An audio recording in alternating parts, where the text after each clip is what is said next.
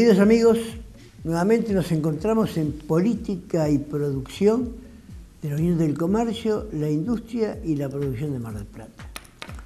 Hoy vamos a entrevistar a un invitado que, ha estado dando una charla sobre la historia de los movimientos gremiales empresarios y la influencia ideológica y de intereses en cada uno de ellos.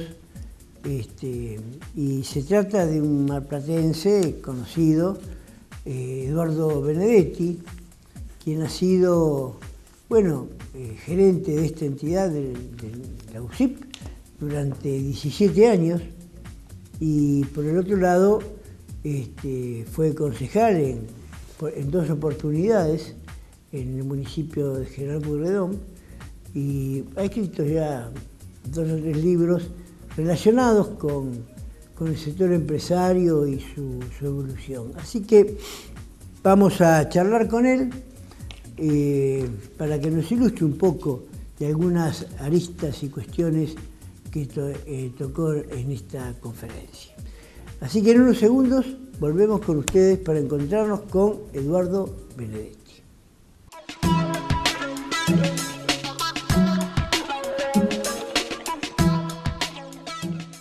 Apostá a tu futuro. Estudia en UCIP. Robótica, impresión 3D, sueldos, impuestos, despachante de aduana. Llama al 499-7777. Argenfer, Paseo Multicompras. Todo lo que usted necesita a la hora de hacer sus reparaciones, lo tenemos nosotros. Compruébelo, lo estamos esperando. Argenfer, Paseo Multicompras. En Mar del Plata, Casa Central, Colón esquina Perú y sucursal Puerto. UCIP, podés sellar tus contratos ahorrando hasta un 25% con una alícuota preferencial y descuentos para socios de UCIP. Informate al 499-7777 o en sellados@ucip.org.ar. Coral Super, Alberti 1842, Mar del Plata. Tu comercio puede cobrar impuestos y servicios. Con exclusividad, los impuestos provinciales. Acércate y serás boca de cobranza de Provincia Net.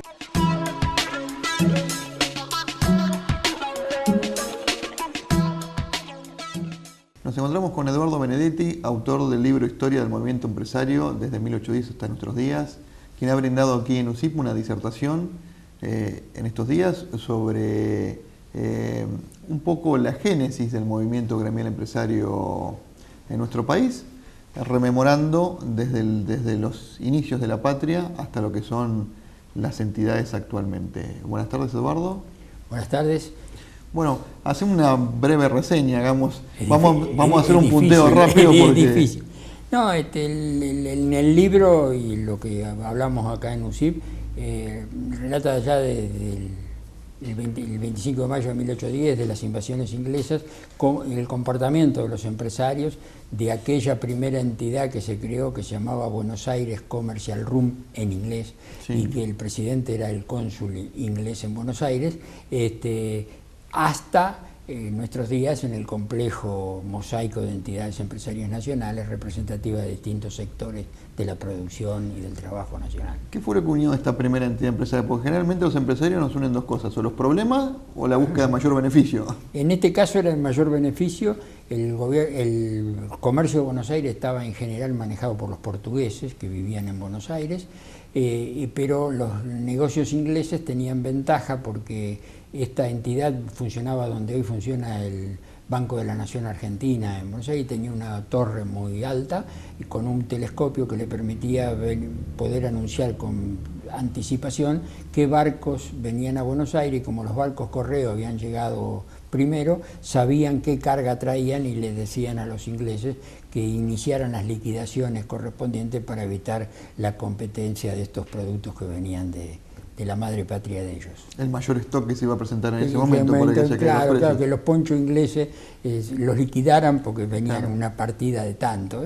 Es una práctica, yo diría, no nociva, si tenemos en cuenta, o si no tenemos en cuenta, que esto estaba hecho para destruir todo el trabajo nacional, ¿no? Una de las anécdotas que también mencionabas, o digamos estas historias, es lo que podríamos decir por ahí uno de los primeros lobbies aquí en el país, que fue en base a esta entidad y al triunvirato, y el primer triunvirato. Claro, en el primer triunvirato el presidente de esta entidad los va a ver y le dice: a partir de hoy los ingleses no pagan más impuestos, y le dice: hay una fragata inglesa dispuesta a bombardear Buenos Aires si usted no me hace caso. Y bueno, el triunvirato no tuvo más remedio que admitir esa posibilidad, y lo planteaba como un logro esta entidad para sus socios, que eran todos extranjeros, no había ningún criollo, estaba expresamente prohibido en el estatuto que pudiera entrar ninguna persona que no fuera inglés. ¿Y que fue un beneficio de qué tipo para su sector? Y dejar de pagar impuestos. Para armar el ejército patrio que estaba en el Alto Perú, eran bastante importantes en el Buenos Aires del momento. Seguimos un poco en la línea del tiempo y llegamos a la época de Rosas. Sí. Bueno, Rosas tiene algunas cosas muy interesantes. Él es el redactor del estatuto, algo por el estilo, el estatuto de lo que llamaba la Sociedad de Ganaderos y Hacendados y Labradores, perdón, que según Saldías dice que es perfecta en toda su redacción, y que establecía la obligatoriedad de aporte por parte de los ganaderos de la provincia de Buenos Aires de caballos y de mantener un ejército para parar el malón y todo lo demás, en última instancia una auténtica entidad empresaria para defensa de los intereses de empresarios del sector ganadero. Comienza la expansión de la República, la campaña del desierto, el reparto de las tierras, y qué es lo que genera esto en el movimiento empresario. Bueno, el fortalecimiento de la sociedad rural argentina como elemento representativo de todo esto. En aquel momento la sociedad rural argentina hacía una renuncia expresa de todo lo que fuera agricultura, planteaba que la agricultura era nociva para la producción de nuestros campos, y cargaba todo el peso en la ganadería, que era lo propio de los sectores ganaderos de la provincia de Buenos Aires y Entre Ríos, y buena parte de toda la explicación histórica de la posibilidad de la sublevación de Urquiza contra Rosas se debe a la búsqueda de la liberación de los ríos para poder exportar directamente ganado desde Entre Ríos a distintos lugares del mundo. Es decir, otros puertos no es el puerto de Buenos Aires únicamente. Bueno, sí, y el gran tema era la libre navegación de los ríos, que después también fue motivo o causa de discusión con la Guerra del Paraguay, ¿no? En última instancia estaba todo concatenado o enredado en torno a esa búsqueda de un país agrícola ganadero, mucho más ganadero que agrícola propio de la época. Y es una de las causales económicas que hacen que después estudiemos en la primaria y en la secundaria federales y unitarios. Bueno, sin duda la reacción federal viene contra el unitarismo propio y la búsqueda de concentralizar el poder en Buenos Aires, y Buenos Aires, un puerto importador, que lo que quería era comercializar productos extranjeros, y eso llevaba a la ruina. Hay múltiples documentos de reacciones de todas las provincias del interior, porque hacía desaparecer la pequeña industria textil, la industria del cuero y todo lo que en aquella época era propio del artesanado. Yo no lo llamaría empresariado, sino artesanado, que era lo que nacían en las distintas ciudades del interior, ¿no? Se discutía en esta época, a mediados del siglo XVIII, en realidad, siglo XIX, en realidad, 1850 más o menos, el país agrícola ganadero, pero sobre todo entre ganaderos y agricultura. No entraba la industria todavía hasta la Yo diría que el sector del del campo, llamémoslo así, discutía entre esas dos alternativas. Y también en paralelo a todo eso se discutía el destino industrial o no de la Argentina. Allí aparecía en 1875 concretamente un debate en la Cámara de Diputados de la Nación encabezado por Vicente Fidel López, Miguel Cané, Carlos Pellegrini, debatiendo la protección de la industria nacional y la necesidad de que el país no quedara atada a la suerte de las nubes. Es decir, Pellegrini en alguna de sus acciones en pro de la industria va a un premio Carlos, lo que hoy se llama el Premio Nacional en el hipódromo vestido con una tela, con un traje hecho con tela tejida en la Argentina, para mostrar que en la Argentina éramos capaces de hacer cosas buenas o tan buenas como los casimires ingleses que usaban los que iban a esa época.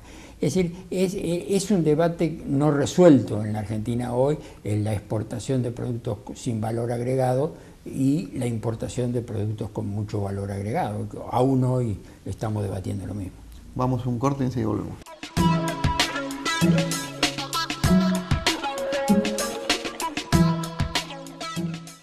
Apostá a tu futuro. Estudia en USIP. Robótica, impresión 3D, sueldos, impuestos, despachante de aduana. Llama al 499-7777.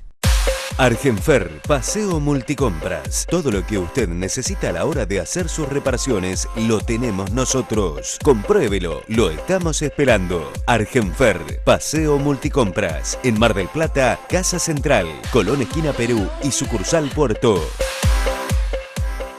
USIP, podés sellar tus contratos ahorrando hasta un 25% con una alícuota preferencial y descuentos para socios de USIP.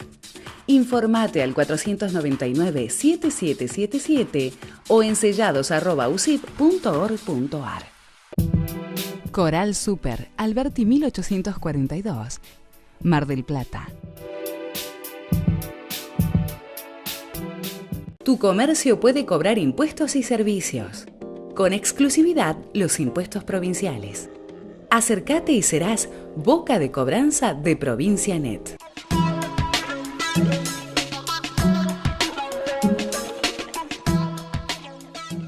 Continuamos con Eduardo Benedetti hablando sobre la historia del gremialismo empresario y el transcurrir del mismo a partir de la historia. Entramos ya al siglo XX y bueno, tenemos una primera parte que es los primeros 30 años y después la época de Perón, ¿no? Donde aparte nace el sindicalismo y nacen las cámaras, digamos, y se profundizan las cámaras empresarias.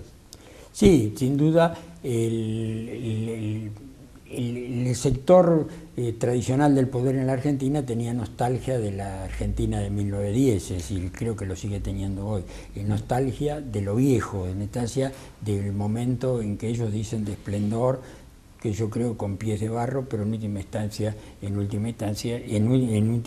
era un país agrícola ganadero que estaba basado exclusivamente en esas actividades, y todas las entidades empresariales que van naciendo o nacen para preservar su sistema de vida o sistema de producción, o casualmente para oponerse. Allí nace la Federación Agraria Argentina, la Bolsa de Comercio de Buenos Aires, la Cámara Argentina de Comercio, todas van escalonadamente presentándose, y con Perón aparece la CGE, la Confederación General Económica de la República Argentina, y lo que después sería CAME, que se llamaba Coordinadora de Actividades Mercantiles Empresarias. Es decir, el hecho de que la actividad económica entra a diversificarse, a integrarse livianamente, pero integrarse al fin, hace que nazcan las defensas de intereses determinados, y todo ello en núcleos llamados entidades empresarias, ¿no es cierto? Antes del primer gobierno de Perón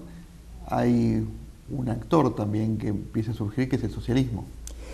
No, yo diría sí, el socialismo tenía un rol importante en el sector obrero antes del gobierno de Perón, pero no solo nace, yo creo que el problema sindical nace de la inmigración. El problema, no es problema, sino la actividad sindical nace de la inmigración de obreros corridos por las policías bravas europeas que caían como inmigrantes en nuestra tierra, y ellos seguían defendiendo las ideas que defendían y creando distintas organizaciones, unas con métodos de lucha discutibles, otras con mucha más intelectualidad, pero que en última instancia se van desenvolviendo y desembocan en el Partido Socialista, que en su momento creó una central de trabajadores, el Partido Comunista, que crea otra central de trabajadores, y que mezclan la idea política con la defensa del sector. Es decir, la lucha sindical se daba exclusivamente en la defensa ideológica del sector y la derrota del capitalismo, de los patrones, y había una fuerte prédica y algunas acciones son hasta cierto punto, hoy nos causarían risa. Yo siempre relato el hecho de que era muy común en lugar de huelgas y eso es lo que llamaban boicot. Sí. Y el boicot en Buenos Aires se da, por ejemplo, un caso muy marcado donde bares y confiterías y restaurantes de Buenos Aires prohíben a los mozos usar bigote y barba. Bares que tenían su propia cámara. Tenían nucleado en una cámara del centro de Buenos Aires, entonces prohíben a los mozos usar bigote y barba. Y los obreros gastronómicos, se reúnen y deciden hacer un boicot. Y entonces los pelos que se afeitaban para cumplir con la reglamentación, los distribuían generosamente en la comida que llevaban a la mesa, y esto provocó todo un escándalo. Y por supuesto, los patrones tuvieron que ceder rápidamente ante la presión existente por parte del sector obrero que realizaba esta actividad. Así como hay muchos casos en donde los choques entre las cámaras empresarias, sectores no generalizados, planteaban estos problemas en la lucha con el boicot, como el sabotaje, decir de alguna manera, para parar la acción empresaria o tratar de modificarla.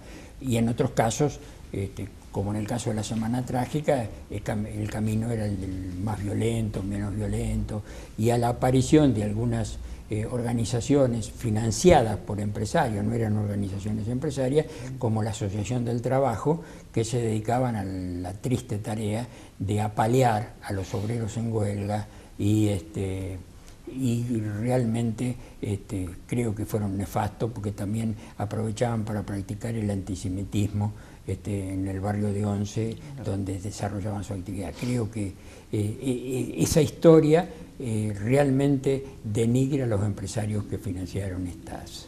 Surgen en la época de Perón los sindicatos y empiezan a surgir las cámaras empresarias. La UCIP es uno de esos casos, de 1946. Exactamente, en febrero de 1946 nacen las federaciones provinciales.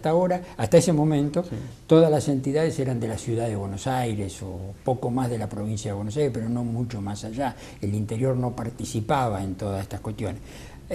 Hasta que, como consecuencia de la creación de la CGE, que nace en Catamarca, y del noroeste argentino, empieza a jugar todo el país dentro de ese esquema, y allí, por ejemplo, UCIP nace en ese momento, y la Federación Económica de la Provincia de Buenos Aires también, y Córdoba, Santa Fe, Mendoza, todas van sumándose a ese movimiento. La CGE nace como una nueva entidad para mover un poco el tablero de las que estaban en su momento, Sociedad Rural Argentina, Unión Industrial, Cámara Argentina de Comercio, Bolsa de Comercio. Actúa como... En la época de Perón, el general Perón, presidente de la República, interviene en la Unión Industrial Argentina porque la Unión Industrial Argentina financió, contrariando sus estatutos, la lista contraria en las elecciones donde Perón sale elegido presidente. A partir de allí surgen distintos movimientos para hacer una central empresaria afín al gobierno, CEA, CICIP, bueno, hay varias denominaciones y con una puja muy grave entre ellas, hasta que el señor Helbar, como cabeza, y una serie de dirigentes del noroeste, de Tucumán, Catamarca, La Rioja y demás, se reúnen en Catamarca y fundan lo que después alcanzó una difusión muy grande, que era la Confederación General Económica de la República Argentina, que en aquella época llevó a Helbar a sentarse en el gabinete de ministros como un ministro más y participar de las deliberaciones con el general Perón, que era el presidente, ¿no? Por último, Eduardo, llegamos a nuestros días. ¿Y cuál es el mapa de las entidades o cuál es el tablero de las entidades? Bueno, yo creo que... al menos y sus ideologías, digamos. Claro, hoy está más definido la representación de cada una de las entidades. En el caso particular de la Unión Industrial Argentina tiene una fuerte influencia todo lo que es la industria de capital importante, grandes, empresas con mucha cantidad de trabajadores y demás. Si bien tienen representación de algunos sectores empresarios pequeños y medianos, estos no juegan en la interna, con peso en la interna de la Unión Industrial Argentina. En el caso de CAME, Realmente allí hay una auténtica representación del sector pequeño y mediano de Argentina, no solo comercial, y creo que esto hay que remarcarlo porque generalmente se tiende a decir que es solo comercial, sino comercial e industrial.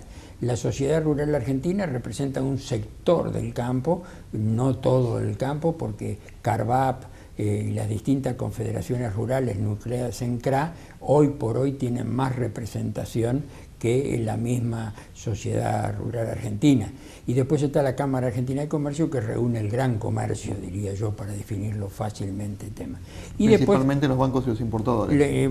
También hay muchos bancos y muchos importadores en la Cámara Argentina de Comercio. Quiere decir que está muy definido el rol de cada una de las entidades nacionales. Si yo quiero hablar con las pymes y en CAME voy a encontrar los interlocutores válidos. Si quiero hablar con las grandes empresas, en la Unión Industrial Argentina. Y después hay algunas organizaciones de tipo no gremial, sino más bien político, que nuclean o a grandes empresas con determinado perfil, y después están las entidades sectoriales. ADINRA, por ejemplo, de los metalúrgicos, es absolutamente representativa del sector, y así sucesivamente. Pero las entidades nacionales son esas que estamos diciendo. Muchísimas gracias. No, a la orden.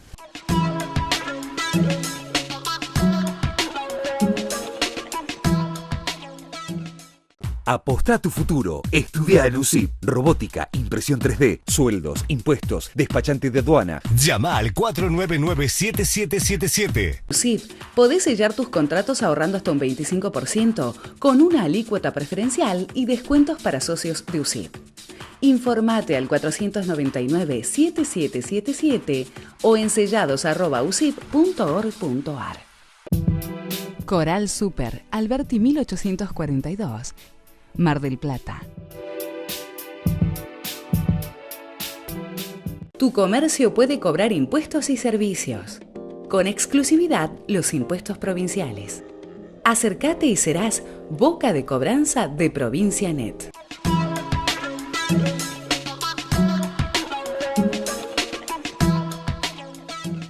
Queridos amigos, después de esta charla con Eduardo Benedetti, que bueno, nos ha ilustrado sobre algunas cuestiones de la historia de las entidades y su relación con la evolución política y económica del país, porque las entidades empresarias tienen una relación permanente con el poder político y de acuerdo a sus intereses con la evolución económica y, digamos, la visión de la economía que le conviene según los intereses que las entidades representan.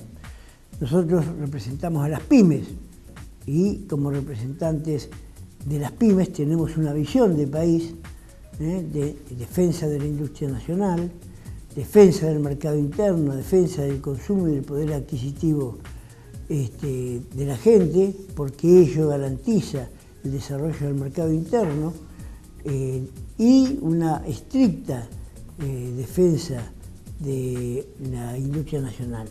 Por eso es que a veces nos sorprende cuando queremos abrir nuestras fronteras de una manera, digamos, sin límites, lo cual perjudica sin duda a la producción nacional, y a veces hemos dado como ejemplo países desarrollados que son los que realmente han logrado ese nivel en función precisamente de una política industrialista que defendió a la misma, a veces incluso cerrando sus fronteras.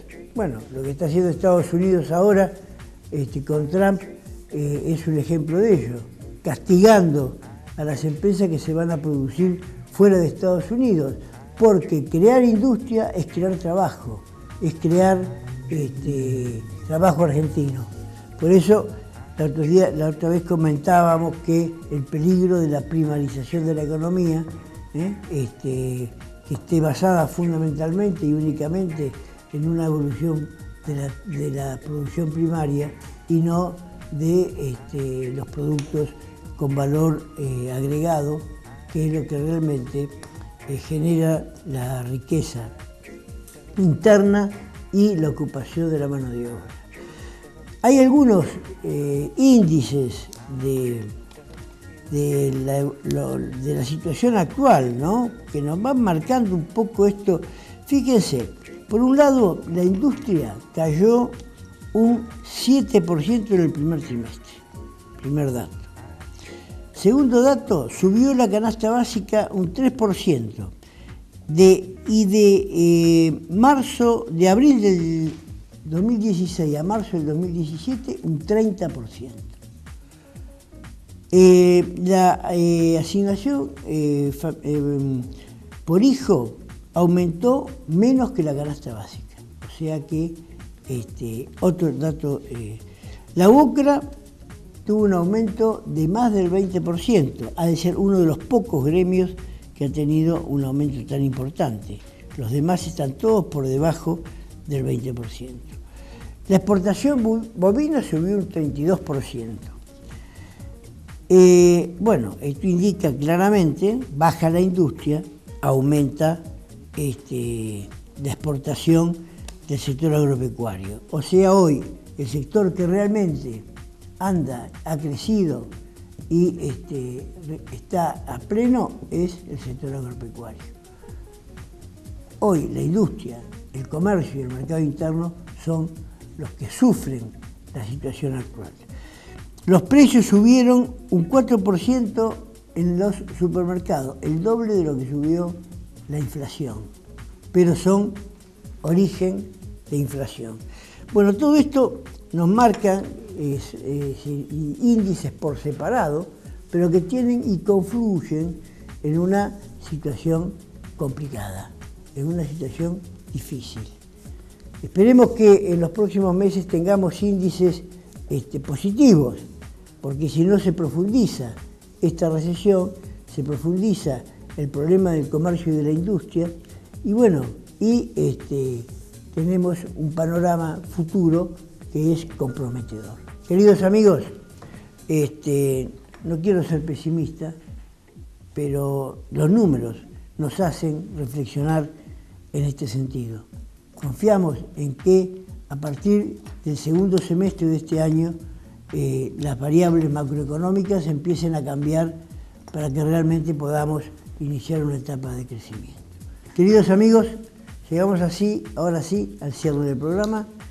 Nos despedimos de ustedes hasta la próxima semana, que nos vamos a encontrar nuevamente aquí, en Política y Producción de la Unión del Comercio, la Industria y la Producción de Mar del Plata. Muchas gracias.